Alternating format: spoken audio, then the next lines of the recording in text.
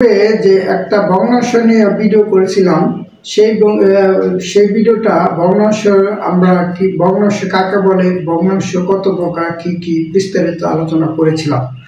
তো আজকে আমাদের এই ভিডিওটা হচ্ছে ভগ্নাংশ দ্বারা আমরা কিভাবে যোগ বিয়োগ ভাগ গুণ করব সেটা নিয়ে আলোচনা করব।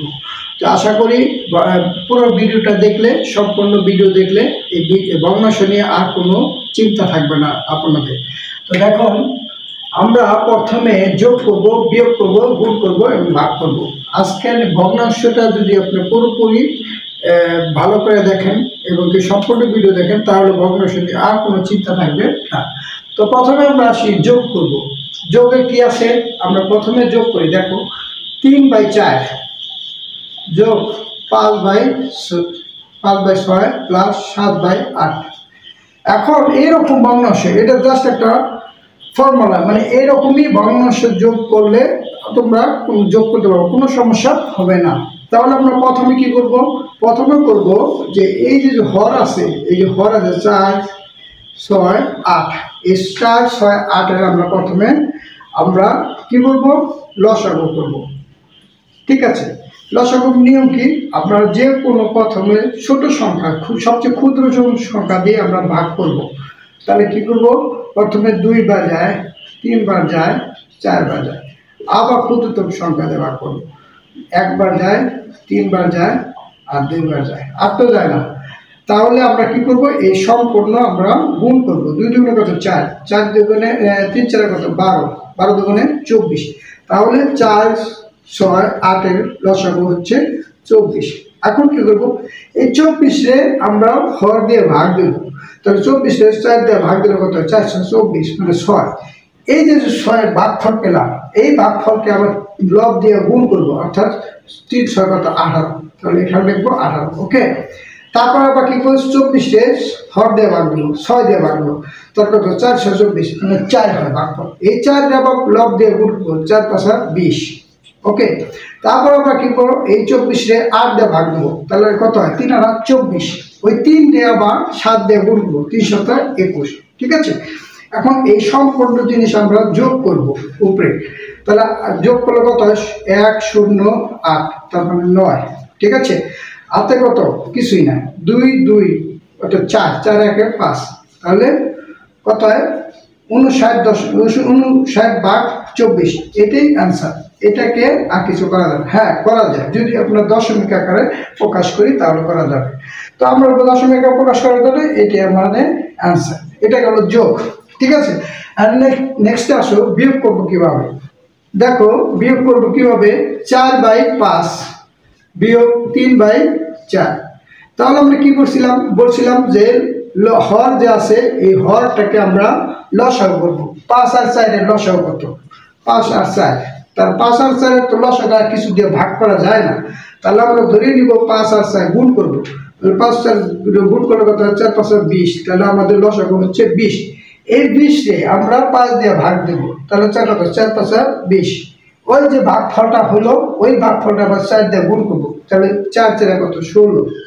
ঠিক আছে, আবার 20 4 দিয়ে ভাগ দেবো, তাহলে 20 4 দিয়ে ভাগ দেবো কত, 5 5 আবার 3 দিয়ে গুণ করবো, 3 5 15।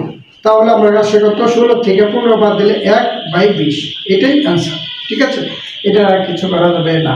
আচ্ছা, আমরা এখন গুণ করব। দেখো আমাদের গুণ আছে 4/7 গুণন 5/6। তাহলে দেখো এখানে আমরা গুণ কিভাবে করব, গুণটা হচ্ছে আড়াই। দেখো এখানে গুণটা কিভাবে করব, 4 আমি যদি 2 দিয়ে কাটি, তাহলে 2 দুগুণে 4। ঠিক লবরে যে জিনিসটা দিয়ে কাটবো, ঠিক নিচের হরটাকে আমি সেই সংখ্যা দিয়েই কাটতে হবে। তাহলে 4 যদি আমি 2 দিয়ে কাটি, তাহলে 2 দুগুণে 4। আবার একই জিনিস 6 আমি 2 দিয়ে কাটি, 3 দুগুণে 6। আর তো কিছু কাটাকাটি যায় না। তাহলে আমরা কি করবো, 7 আর 3 গুণ করবো, 3 7 কত, 21। আর 5 আর 2 গুণ করবো, 5 দুগুণে 10। তাহলে এটা আনসার হলো এটা।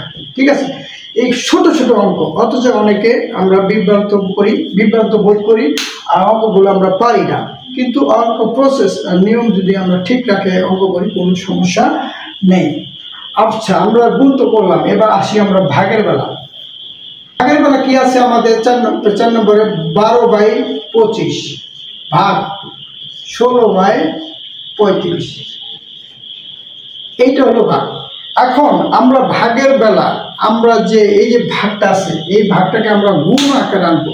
যখন গুণ আকারে আনবো তখন উল্টে যায়, অর্থাৎ ভাজ্য ভাজক ভাজ্য না, এটা তো ভাজক বলে, ভাজ্য বলে, আর এটা ভাজক। এই ভাজকটা আমরা উল্টে দেব।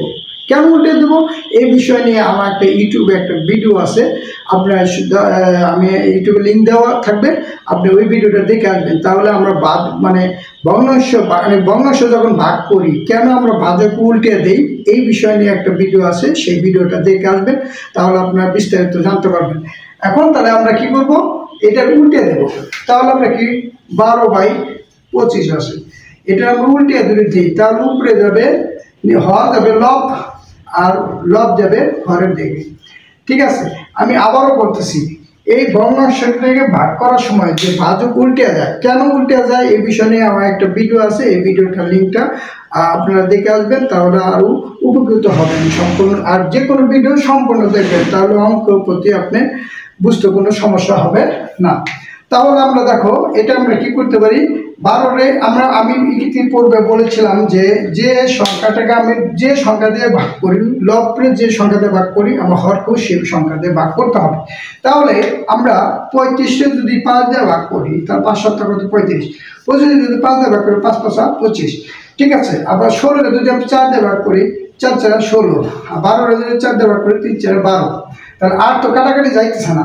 তাহলে আমাদের রেজাল্ট হচ্ছে 7 আর 3 গুণ করলে 321, 5 আর 4 গুণ করলে 4 5 20, এটাই অ্যান্সার। ওকে, এভাবে আমরা ভগ্নাংশের যোগ বিয়োগ বা গুণ করব, কোনো সমস্যা হবে না। আশা করি ভিডিওটা সম্পূর্ণ ভিডিও দেখার জন্য আপনাদেরকে ধন্যবাদ।